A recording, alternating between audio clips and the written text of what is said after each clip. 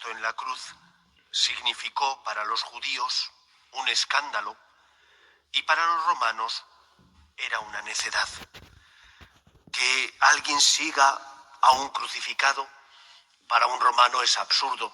Seguir a uno que ha fracasado no tiene sentido. Para un judío es un escándalo, puesto que la Escritura dice: maldito aquel que cuelgue de un árbol, que cuelgue de un madero. Y Cristo murió en un madero, que es la cruz. Os comento esto porque he leído recientemente en La Pasión de Cristo, basada en las visiones de Catalina de Emmerich. No significa que sea dogma de fe, no tenemos por qué creer todo lo que ahí aparece, pero he leído algo que me ha parecido sugerente.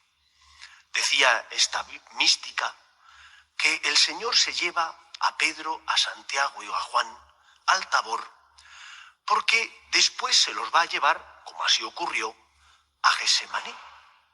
Y allí en Getsemaní, en el huerto de los olivos, mientras el resto de discípulos se queda en otro sitio, Él se lleva a estos tres. Y estos tres, que tienen que hacer oración, pero como dice la Escritura, se duermen de sueño, se caen rendidos por el cansancio, estos tres acompañan a Cristo en su momento más duro, que es el de la agonía. Y ven a Cristo como nunca nadie más le había visto.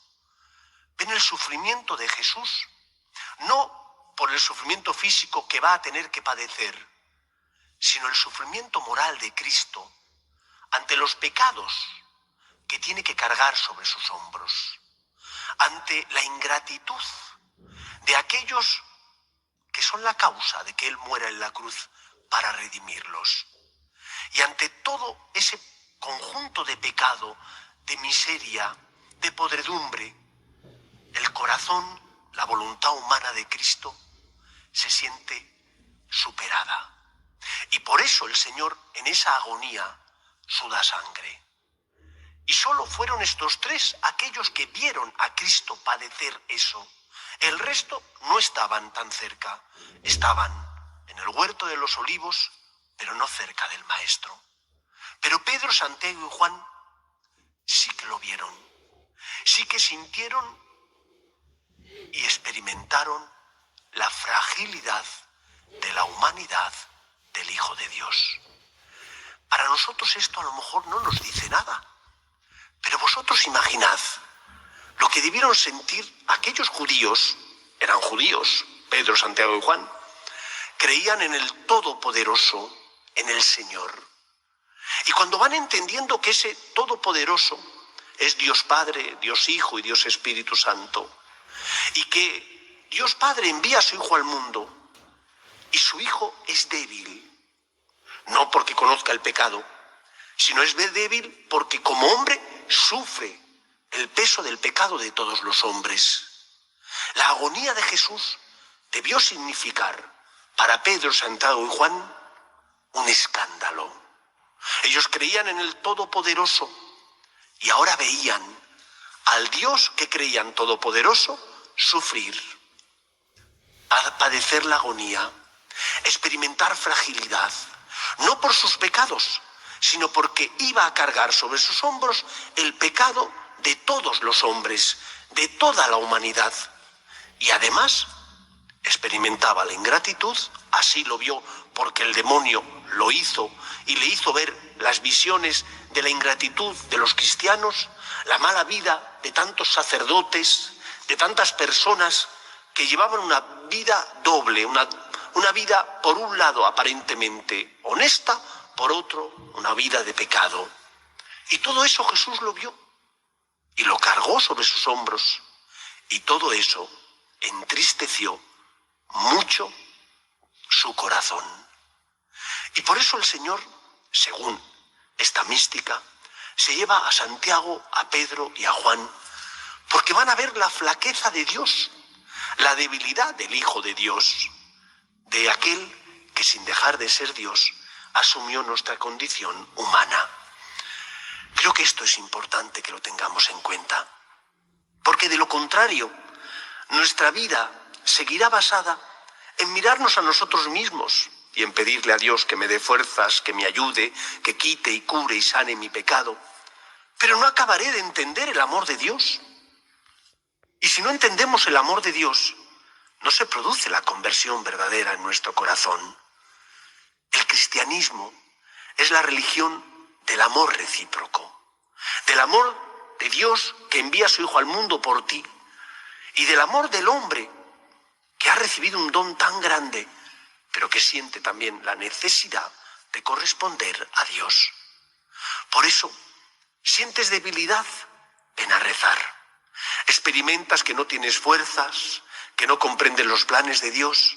Ven a que el Señor ilumine tu vida, llene tu corazón de esperanza. Pero ante todo, que este tiempo de Cuaresma sea tiempo de sentir con el Señor, de sufrir el miedo, el dolor, la angustia que el Señor sufrió por ti, que el Señor sufrió por cada uno de nosotros.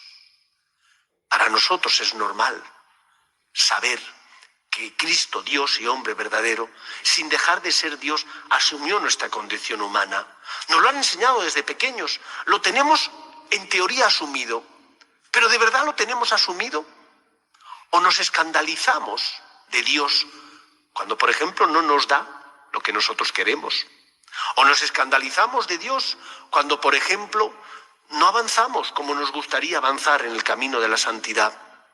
¿O nos escandalizamos del Señor cuando no comprendemos sus planes?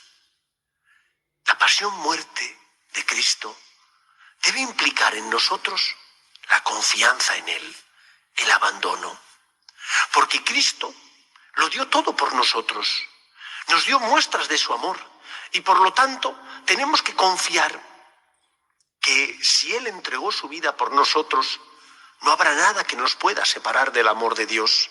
Solamente hay un pecado que no se puede perdonar, el pecado contra el Espíritu Santo, es decir, el pecado de aquel que no cree en el poder de Dios, el pecado de aquel que no cree que el Espíritu Santo pueda transformar su vida y perdonar sus culpas.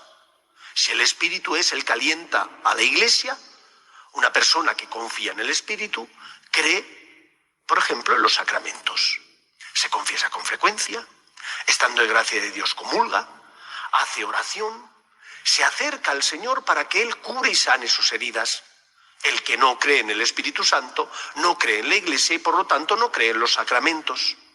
Por eso hay tanta falta de fe dentro de la Iglesia, porque hay muchos que dicen ¿para qué confesarse?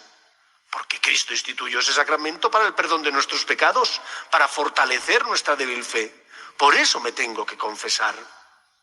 Por eso, queridos amigos, este pasaje de la transfiguración nos habla de algo mucho más profundo que la necesidad de fuerza, de luz. De eso también nos habla. Nos habla, ante todo, de la debilidad del Hijo de Dios, del sufrimiento que el Hijo de Dios, como verdadero hombre, sintió y experimentó por nosotros, de la angustia que Él padeció en esa noche del Jueves Santo para redimirte y perdonar tus culpas y pecados. Que un corazón agradecido, que se da cuenta de lo que el Señor hizo por nosotros, responda. ¿Y cómo tenemos que responder? Fiándonos de Él, poniéndonos en sus manos, pidiéndole ayuda, dándole gracias por todo lo que nos ha dado. Con mucha frecuencia os hemos comentado, tanto el Padre Santiago como el resto de sacerdotes y yo mismo, esa frase tan bella de Quevedo: polvo somos, Señor, pero polvo enamorado. Un cristiano es polvo porque es pecador, porque experimenta sus miserias todos los días, porque hace el mal que sabe que no tiene que hacer y deja de hacer el bien que desearía realizar. Pero si está enamorado, se levanta. Si está enamorado, le abre el corazón a Cristo. Si está enamorado, reconoce su pecado y le dice: Señor, lo siento. Que el Señor encuentre en nosotros esa respuesta. Vengamos a pedir, ante todo, sentir amor hacia Cristo. Pidamos ante todo al Señor que aumente nuestra fe, pero no solo para soportar las cruces que pesan mucho sobre nuestros hombros, o los silencios de Dios, que a veces es verdad que tienen lugar en nuestra vida y Dios parece que calla. No. Pidamos ante todo que nuestro corazón sienta, que nuestro corazón se una al dolor de Cristo, que nuestro corazón sea capaz de ver el escándalo del amor de un Dios que, siendo el Todopoderoso, para salvarnos a nosotros, envía a su Hijo al mundo, que sin dejar de ser Dios, asume nuestra condición humana. ¿Cómo no arrodillarnos ante tal misterio? ¿Cómo no claudicar y dejar la soberbia a un lado ante ese misterio de amor, de misericordia y de entrega? Preparemos bien nuestro corazón desde el agradecimiento y desde el deseo de corresponder a Dios, dando gracias por todos los bienes que hemos recibido, en especial el bien mayor, que es el amor de Dios. Polvo somos, Señor, pero polvo enamorado.